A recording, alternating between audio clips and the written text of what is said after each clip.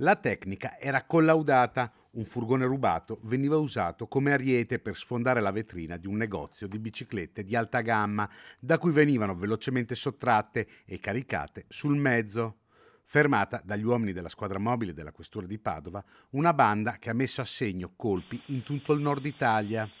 Tra il dicembre del 2021 e il maggio del 2022, la banda ha colpito nelle province di Padova, Verona, Treviso, Bergamo, Brescia, Varese e Reggio Emilia 25 colpi con un bottino di centinaia di migliaia di euro.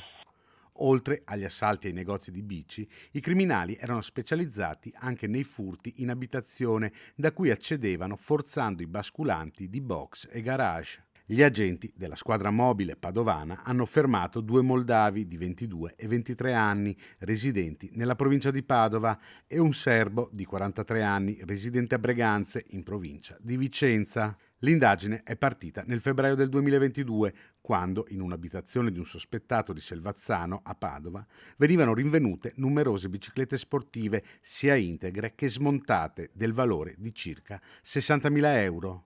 Dalle indagini è emerso che l'uomo aveva inviato via WhatsApp numerose immagini di biciclette rubate al 43enne serbo. La procura ha avviato un'ulteriore indagine che ha portato ben presto ad attribuire alla banda numerosi altri colpi simili, tutti commessi nelle regioni del nord Italia. Oltre ai 3 banditi che hanno ricevuto misure cautelari, sono stati identificati altri 7 soggetti componenti della banda.